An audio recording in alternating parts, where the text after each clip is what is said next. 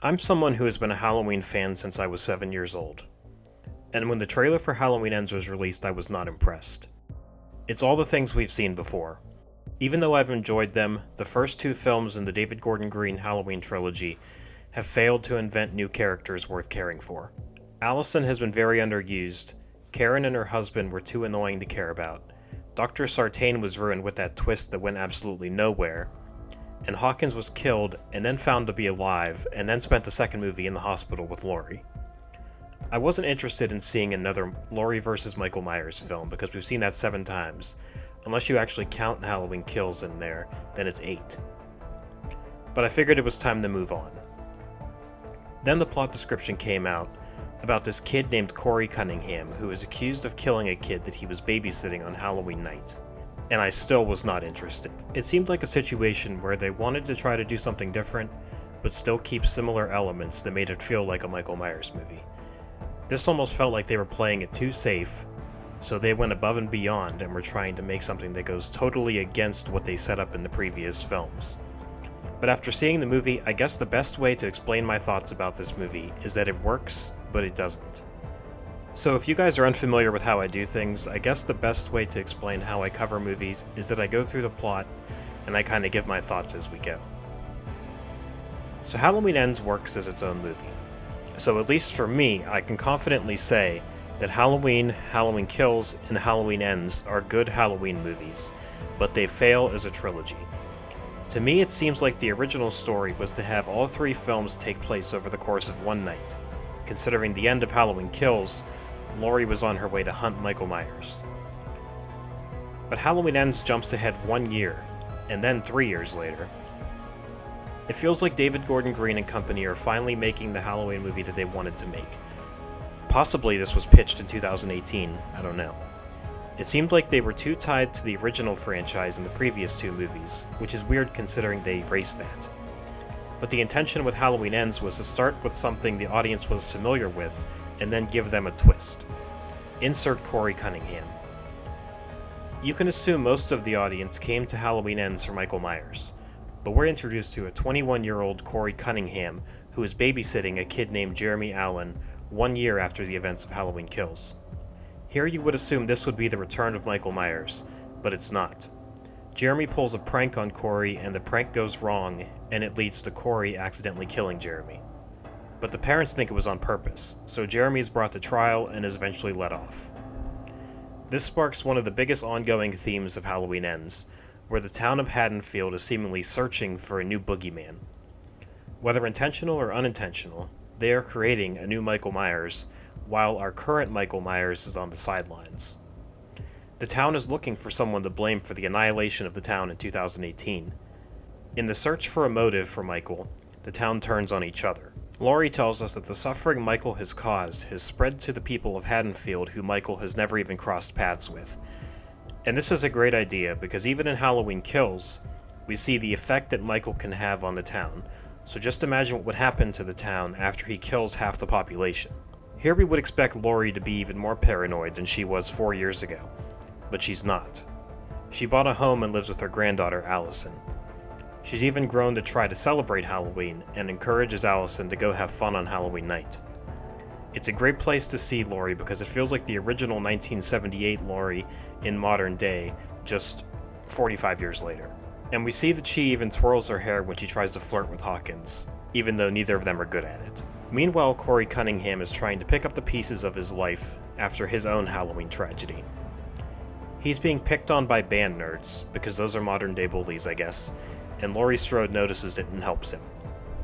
This creates kind of a weird bond because Corey is the new boogeyman of Haddonfield, and Laurie is being accused of antagonizing Michael Myers and driving him to escape and murder the town.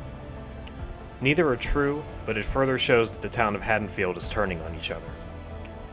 This movie almost treats Michael Myers like a virus instead of a person, because he escaped the asylum and survived the mob, so now he is missing. It's like an infection is out spreading amongst the community. And I love that idea for a Halloween film. It's not quite the curse of Michael Myers, but it's like this movie had the balls that Halloween 5 didn't have. Evil can be passed on, and it can create another boogeyman. Except unlike Halloween 5, this movie actually shows people doing these heinous crimes. Allison Nelson is finally a character now. After begging for 2 movies for the keys of this franchise to be passed down to Andy Matichek, it's nice to finally see her become a main character. She's a nurse now, and Laurie pretty much sets her up with Corey Cunningham. Kind of strange to set her up with someone with a past like his, but whatever. She falls for him pretty quick, and it's actually nice to see. Her parents were murdered 4 years ago, and she's struggling with an asshole boss, so it's nice to see some good things finally happening. Corey is given a motorcycle, and I would have never thought I would see Fallen Angels and Lost Highway tributes in a Halloween film, but here we are. I skipped ahead a little bit because I just wanted to mention that. Going back a little, we learned that the good times don't last because Laurie is being blamed for Michael's attack on Haddonfield. Side note, the biggest plot twist in the franchise is the lady that got stabbed in the throat by a tube light survived. Allison and Corey go to a Halloween party, and Corey is seen by Jeremy's mother. This causes her to snap and he leaves the bar. Him and Allison get into a fight, and he seems worried that he is Allison's project.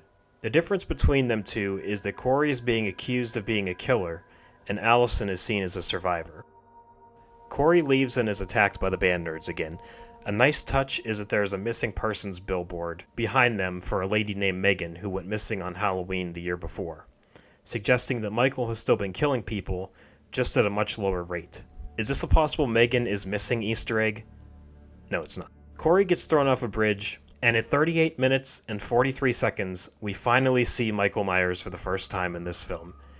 And you know what? I'm fine with it, because these characters have been interesting enough for me to not need him. Seeing their struggles and descent into madness has kept me entertained enough. This was a big risk to keep him away for this long, but they somehow pulled it off. Michael has been living in the sewer, and a homeless man living outside of the sewer has been helping him. I'm not sure of the connection in the film, but the novelization of this movie tells us that he was a mental patient that was released in 2020, and in the asylum he was brainwashed by Dr. Sartain to look up to Michael Myers as his god. In the sewer, Michael attacks Corey, and there's a weird connection here that I like. Later on, it suggests that Corey and Michael have a similar look in their eyes, or as Dr. Loomis would call it, the devil's eyes. When Michael grabs Corey, they make eye-to-eye contact, and we see all the bad things that happen to Corey. And because of this, Michael lets him go. The homeless man outside says that Michael doesn't let anybody go, and he wants to know why he let Corey go. He tries to kill Corey, but Corey turns the blade on him and kills him. This is Corey's first kill, and it's as if the evil that has been going around in Haddonfield has moved on to Corey. The devil's eyes have now been passed on to Corey Cunningham. Corey shows up at Laurie's house and is watching her out the window the same way Michael did in 1978. I also don't think it's a coincidence that Corey looks like the original Michael Myers unmasked. Laurie is unsettled by Corey and goes to talk to his mother. His mother says that the town has turned against Corey because Michael went missing and the town needed a new boogeyman. Corey is trying to get Allison to leave town, and Allison doesn't want to leave Laurie behind in fear that Laurie will go back to the way she was before 2018. Allison's ex-boyfriend shows up, and he's been trying to get back with her. He is a cop and he's very familiar with the Corey Cunningham case. So he recognizes Corey, and to go farther with the accusations, he antagonizes Corey. This gives Corey a high, and I love the motorcycle montage to show the high that Corey is experiencing. Allison's ex follows him to Michael's lair. There's an interesting thing here that goes unexplained. There is a face in the wall. My theory is that Michael didn't have a reflection to look at anymore, like he did with his sister's bedroom in the previous film, so he carved his mask in the wall. You can even tell that an eye is missing on the carving, just like him. You can also see that Michael is crouching in the background. It's very unsettling because there's not even a music cue to bring attention to it. You can totally miss it, and that's what's terrifying. Corey has some more Myers mannerisms, but then Michael attacks Allison's ex. Michael isn't strong enough after the injuries he suffered, as well as being in his mid-60s, but Corey helps him. He attacks Allison's ex and yells at Michael to get up. He pretty much offers him to Michael as a sacrifice, and I love when Corey is yelling at Michael to get up and the Halloween theme kicks in. Michael lumbers over and starts stabbing him as Corey holds him down. It's great, and you could even see Michael shaking as he gains back his energy. which kind of feeds into the theory that I have that people's fear of the boogeyman makes Michael stronger. And it's also similar to what Laurie said in the previous film, the more he kills, the more he transcends. So we are an hour into this film, and Michael Myers has finally killed somebody. Laurie tells Lindsay Wallace that she sees Michael's eyes in Corey. Lindsay introduces her to Jeremy's father.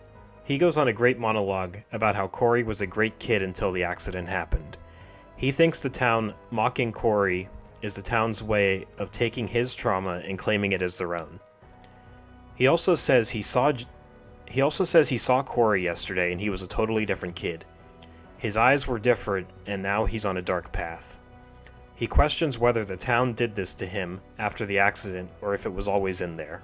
It's like Corey's mother said, the town didn't have Michael Myers to blame anymore, so they needed a new boogeyman, and they accidentally created one. I didn't mention it yet, but Allison is passed up for a job promotion, and we find out that a girl named Deb has got the promotion, and she's been sleeping with the boss. Corey knew about this because of needing stitches earlier on in the film, so he goes to the doctor's house, and this is Corey's full breaking point into becoming Haddonfield's new boogeyman. I love the scarecrow mask he has. It would have been so easy for them to do a clown mask, but I'm glad they went in this direction. It's just so unique, and there's something so unsettling about that, because the scarecrow is smiling, and if you just look into Corey's mind, he's becoming a madman. This is also the first team-up kill that Michael and Corey commit. Seeing Dr. Mathis get a bag wrapped around his head Black Christmas style, and then stabbed multiple times by a kid in a scarecrow mask is scary as hell. Deb sees this and runs inside and locks Corey out, only to be grabbed by Michael Myers and killed the same way that he killed Bob in 1978. Corey watches on as if he's watching his idol do work. A lot of people don't like them teaming up, but I kinda love it. I look at it more as the evil teaming up, and not exactly Michael and Corey, if that makes sense. So it cuts to Corey riding on the bike with Allison on the back, and myself and my brother in the movie theater were 1000% expecting Michael to be on the back of that bike. It's such a strange cut to go from Corey and Michael to Corey and Allison riding on a bike. There's a radio DJ named Willie in here. He's kind of like the shock jock from Halloween 6. For some reason he tries to antagonize the boogeyman to come out. Allison and Corey are hanging out on top of his station, and there's an important line from Allison that I might be looking too much into, but she says that Corey is infected.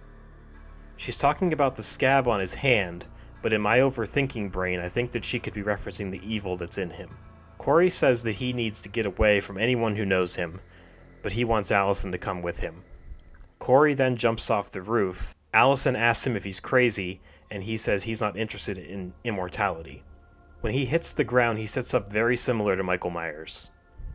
Willie comes out to yell at them, and he notices Corey, and he even makes fun of Allison for dating Corey, and says that Allison's grandma made fun of a man with brain damage and he snapped. I think that that's the story of Michael Myers getting twisted. David Gordon Green has said that one of his inspirations for this film was Butcher Baker Nightmare Maker, which is a movie about an aunt who is creepily obsessed with keeping her nephew in fear of losing her entire family. That's kind of how Corey's mother is.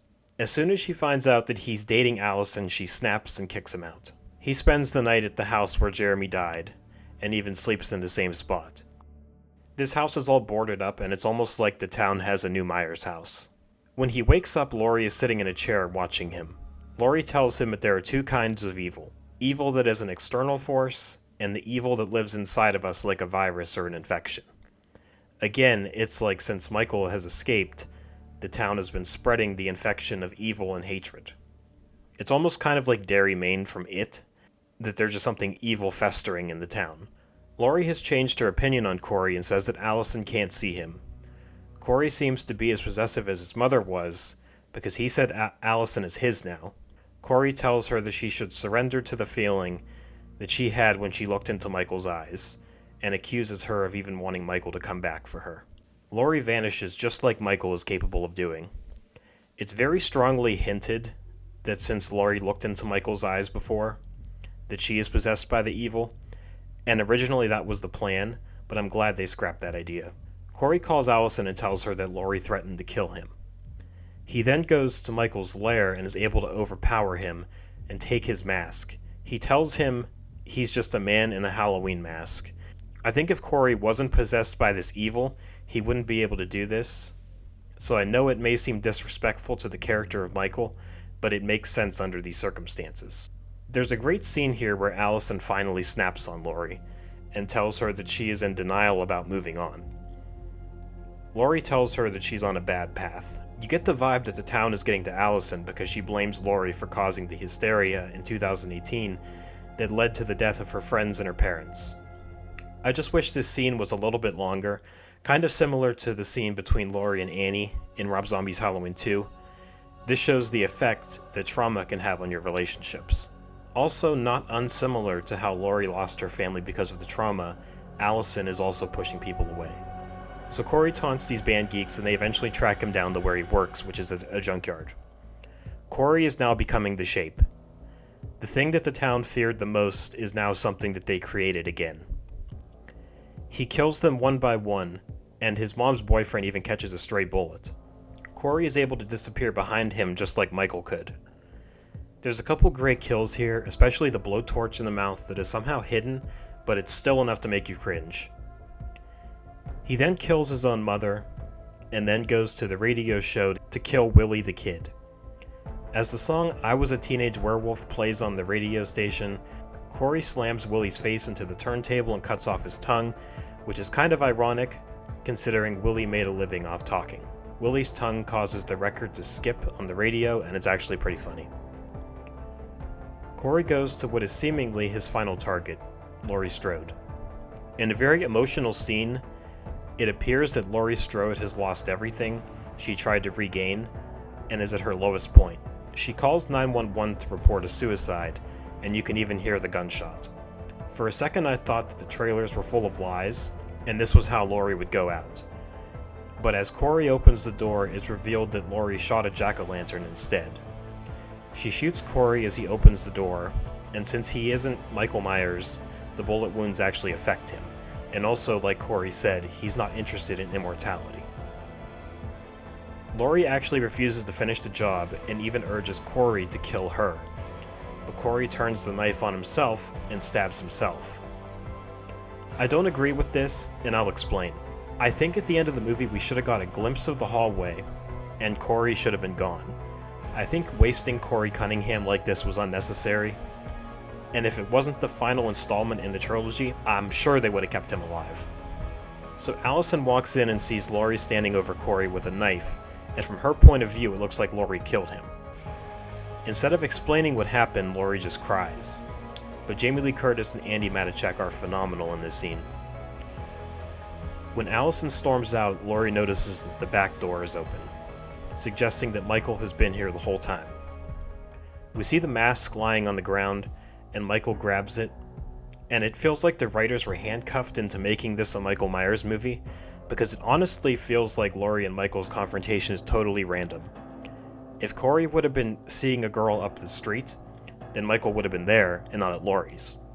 But I love how you can see Laurie knowing that Michael is there.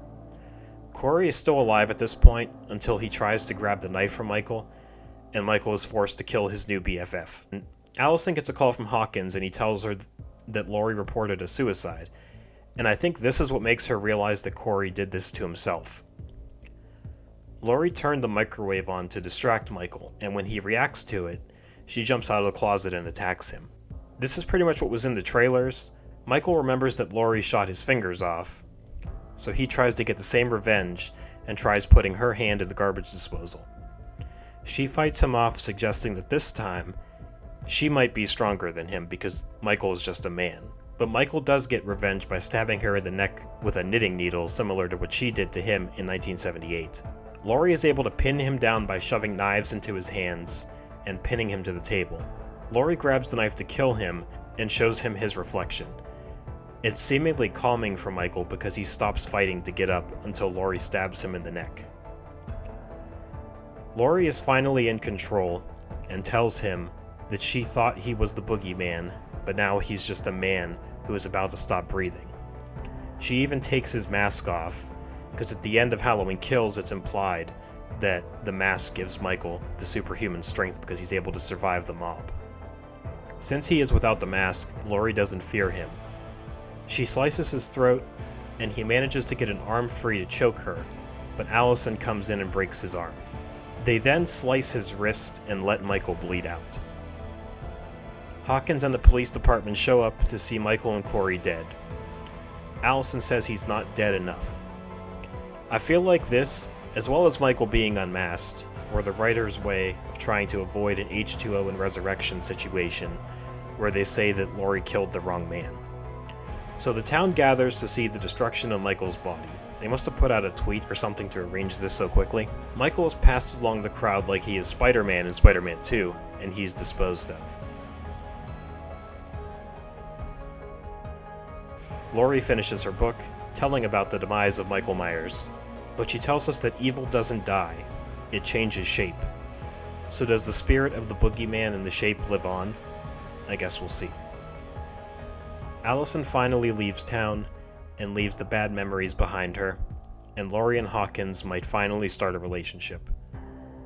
I love the idea of Haddonfield becoming a town where evil can fester, and that's why I think this movie works. But on the other hand, I don't think it's a good end to the Michael Myers vs. Laurie saga, because there is a better story here that overshadows all of it. This would have been an amazing spin-off or sequel to Halloween Ends, but it shouldn't have been Halloween Ends. That's why I'm conflicted, because I love this story, and I love this movie, but I don't love it as a closing chapter to a trilogy. Maybe this could have been the beginning of a Corey Cunningham trilogy. But I do think this is a great and refreshing story in the Halloween franchise, and I'm a huge fan of Rob Zombie's Halloween 2, where they tried something different, and I'm a huge fan of this. I don't want to see Michael Myers versus Laurie Strode all the time, even though they do that in Rob Zombie's Halloween 2. It's just a totally different vibe than any other Halloween film before it, and those I think are the best. We've already seen what Michael can do in 1978 on a basic story. We've seen the same thing in 2018, so I'm glad that they tried something new here. I just don't think it's a good closing chapter to the story, because I feel like there are so many things here that could have and should have been expounded upon. But since evil doesn't die, and it just changes shape, maybe there's more to tell in this universe. I guess we'll see. Thank you all for watching and hearing my thoughts. I host a podcast called Santa Mira After Dark that I do every week. We talk about all kinds of movies on there, so feel free to check that out. I would appreciate it. And follow me on Twitter and Instagram. Those links are in the description. And remember, don't fear the Reaper.